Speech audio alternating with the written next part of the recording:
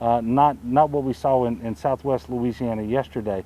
And I know you have plenty of power crews that are already here working. And in fact, I want to share with you that we had more power crews pre-positioned ahead of the storm than ever before in the history of our state. And I think that was a very smart thing to do, because that was the strongest storm to ever strike Louisiana. I was talking to some individuals here today who've been living here all their lives. They can never remember hurricane force winds this far in North Louisiana that we experienced yesterday. So we've got a long way to go with this emergency. I do want you to know that we requested a major federal disaster declaration about noon today of the White House. I'm expecting they're going to turn that around pretty fast. That will enable us to get even more assistance, and then we can start looking for those parishes that might qualify for public assistance or individual assistance. And again, I can't make any representations about that right now with respect to any particular parish, but we're going to get all the damage assessments done on the individual side and the public side, submit that information, and get as much support as we can get. Now, I do want to provide a little bit of a safety briefing here today. We're reporting 10 fatalities across Louisiana. 4 of those were from trees falling on homes. 1 individual drowned in his boat, and then we've had 5 carbon monoxide poisonings. So people are running generators indoors or in very poorly ventilated areas, and that is just an ultra hazardous thing to do. So I'm encouraging everybody that until the lights come back on, please don't do that. We're hopeful here that the power restoration is going to happen pretty fast, but really want to stress that safety is incredibly important. And really, it's oftentimes in storms like this, it's during the recovery phase that you have more casualties, because people injure themselves when they're cleaning up, cutting trees, or they run into a down power line and they don't respect it. They don't understand that line is alive, and certainly carbon monoxide poisoning. We have 6,200 National Guardsmen working today. That's the most we've had in many, many years in Louisiana. They're doing tremendous work all across the state of Louisiana. As you know, they were responsible for our COVID testing for the most part, our surge sites and our community-based testing sites. We're going to start those back up on Monday. Quite frankly, we can't afford to lose sight of our testing, because it was about 3 weeks ago that our schools came back, and we've had students back on our college campuses. And as you know, it takes about 2 weeks from the time behavior changes to see whether there's going to be a change in positivity and cases, which will lead to more hospitalizations and deaths. So this is a very bad week for us not to be doing robust testing. To put this in perspective, we're reporting 30 new deaths today from COVID. Now we've had 10 deaths altogether from this storm, 30 deaths from COVID today. And so this still remains a very serious situation, both as it relates to the public health emergency and as it relates to the disaster that we had with the hurricane. And when you put them both together, it's extremely challenging. So last night, we had well over 3,000 people across the state of Louisiana in hotel rooms because we can't do congregant sheltering safely during a COVID environment. That presents a lot of logistical challenges, but I will tell you, the people of Louisiana and your state agencies and all the local governments, parish governments, working extremely hard to make this as safe as it can possibly be. There are 82 water systems that are down in Louisiana right now. That's a real problem when you have electricity and water systems down. And by the way, a lot of times it's the electricity being down that causes the water system problems. That's causing us to have a rolling series of evacuations that we're having to do from nursing homes and from hospitals. So restoring power, getting water back up is incredibly important. And we also need water to fight fires too. And so until we get these water systems back up, we're asking people to obviously be very, very careful out there. So we've got no shortage of things to do, but I will tell you, I'm very heartened by what we saw up here today, the conversations we had with your leaders. We know how hard people are working, and again, we expect the power restoration here to be hours and a few days, not many days and potentially weeks. Please treat every down power line as if it's live, because if you don't do that and you're wrong, you know, you're going to pay for that with your life. We don't want that to happen. I do want to thank Lieutenant Governor Billy Nungesser. He's with me again today. He's been traveling with me. In fact, he's been working this entire storm with me, and he's making sure that we're taking good care of our state parks, and where we have capacity, especially here in North Louisiana, he's making that available to house power crews. So these linemen who are coming into Louisiana and need a place to stay so that they can work and restore power will have a place to stay, and that's ultimately going to lead to us having our power back on sooner than later. And then lastly, I want to say a word about our faith-based community. They have just been tremendous, already stepping up across Louisiana where it's needed the most.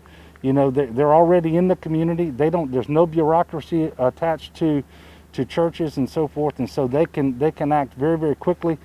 They're already doing that, and so I just want to tell them how much we appreciate that. And now is the time, as always, I guess, but especially now, to be a good neighbor.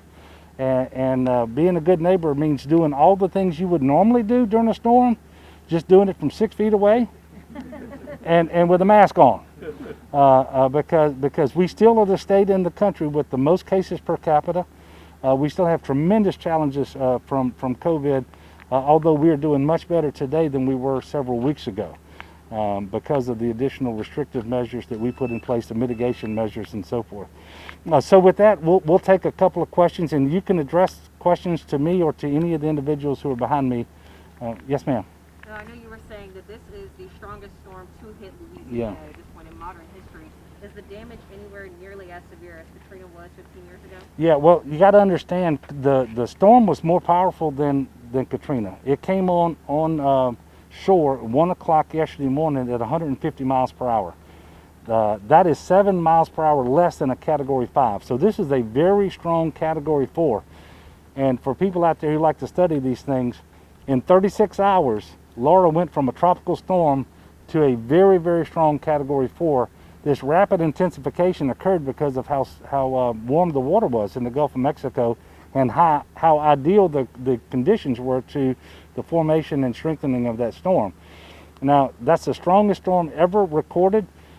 There's some estimation of a storm back in 1856 that may have matched it. I don't know how they would know that, but you know, there might be some people around who can talk about that. I don't know. But with respect to Katrina, what I wanted to point out was it really wasn't Katrina that did the damage in New Orleans. It was the failure of the levees. New Orleans sits in a bowl, and when that levee failed, the bowl filled up with water. That's what caused all of the devastation and ultimately the death. This was actually a stronger storm, and it came on as predicted, where predicted, and when predicted. And actually, we're finding out that the storm surge was about 15 feet. They said 15 to 20 feet. It came in at 15 feet. But the good news is the eye of the storm never crossed west of the Calcasieu Ship Channel, and so the most forceful winds that would have blown that water out of the Gulf up the Ship Channel never happened, because the storm stayed on the eastern side there. So the good news is we didn't have inundation 30 miles inland as they had predicted from the storm surge, but that didn't mean we didn't have tremendous devastation down there. And obviously that was the most impacted area that was within the cone. This is the least impacted area that was in the cone, and as you travel south back along the track of the storm, you're just going to progressively see more and more damage and devastation. In fact, when we leave here, we're going to go down to the Alexandria area and go look at Rapides Parish, Natchitoches Parish, and Vernon Parish, where I suspect that what we'll see will be something in between what we saw yesterday in Calcasieu and Cameron and what we saw up here today. Yes, yes, ma'am. Go ahead. And one for one of the folks behind you. How will the storm and now the recovery efforts impact your decision in 2 weeks from now? Do you know yet? Yeah. You know, as to, you know, I can't predict the decisions we make with respect to COVID and whether we stay in the same phase, impose additional mitigation measures. We always do that based on the data. The data is driven by the testing. And because we're not doing robust testing right now, I can't really tell you what that's going to look like. I'm a little bit concerned because we have 24 more people in the hospital, 24, in case that wasn't clear, more people in the hospital with COVID today than we had yesterday. But you know, it's not always an even slope, and so that doesn't necessarily mean that we won't have fewer tomorrow, but I did get that report earlier today. The good news is we're still reporting more than 10,000 tests today, 600 cases, 30 deaths. That generally speaking keeps us on the trajectory we were on that showed a lot of improvement. The problem, the only bad number we got today were the hospitalizations. So I won't know until we get closer to that time frame. I would like you to understand that the hottest region of our state in terms of positivity is Southwest Louisiana. And we have tens of thousands of people from Southwest Louisiana who are scattered all over the state taking shelter. About 3,500 of those in hotel rooms, but many, many more with relatives and friends and so forth. And so we don't know exactly what this is going to look like. The other thing, and this is a college town, so I think you all can appreciate this. In fact, you got two wonderful universities here, Grambling State University and Louisiana Tech. We brought our campuses back to life a couple of weeks ago. Our students are showing back up. Our K through 12 schools are in place. 1/4 of the state's population are either students, staff, or faculty, K through 12 or higher ed. So for the first time since March, we've had these people on the move too. And so if there was ever a time when you don't want your testing to go down, it's right now. And so until it comes back on and we start seeing what the positivity is like, what the cases are like, what the hospitalizations are like, it's just not possible for me to tell you what we're going to do in 2 weeks. But between now and then and thereafter, I'm asking people to do what we know works. Wear your mask, stay 6 feet apart from people not in your household, wash your hands frequently, stay home when you are sick. If we will do those things, we're going to be much, much better off. And you've got a question for somebody else. Yes, sir, for Mayor Walker, Ruston. Could you give us an update, Mayor, as to where Ruston is now, both utility-wise and any other issues that the city may have? Sure. We're, in fact, Andrew just walked up, and I think we're around 40% back, so that means we've got 60% of our households without and businesses without power. We are saying that we hope to have everything up and running by Tuesday. We hope sooner, but that's the governor's has taught me to what's the words you say? Under promise and over deliver. There we go, exactly. So I'm following in my mentor's shoes here. As far as water, which is a huge problem across our state, we are in good shape. We still ask our people to conserve water, but we are, from a well standpoint and our wells being up and running, we're in good shape. Our wastewater treatment plant is in great shape also. It's not on generator anymore. We've got the power back up that. The main thing we're looking at now is getting the debris picked up, also getting the rest of the power lines where debris removal can take place. So as a whole, the city is faring much, much better than many cities that were hit, not only in the south part of the state, but also in the north. The grocery stores are open. A lot of the businesses are coming back. Our fiber, we still have some issues with that, but we'll be working that out also, hopefully before Tuesday. Did I cover everything for you? Good deal.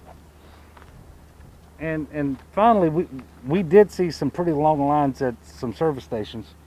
Folks trying to get fuel. We know that fuel is an issue, especially perhaps diesel to run many of the generators and so forth. We're aware of that, and we're working to make sure. And by the way, our refineries are coming back online here.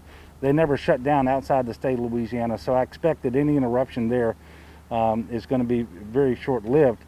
The last thing we know, and this was briefed by Mike Strain this morning, the Commissioner of Ag and Forestry, is that we know that in this region we have a lot of poultry producers, and they have to be able to keep those fans on in August in order to keep those chickens live. And this is no minor thing, because there are hundreds and hundreds of thousands of chickens. So we're trying to make sure that they have access to the fuel they need to run their generators until the electricity comes back on.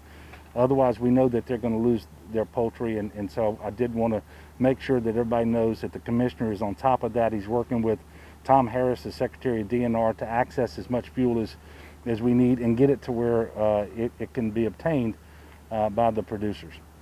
We also have to keep the generators running at the processing plants to make sure that the cold storage stays on too.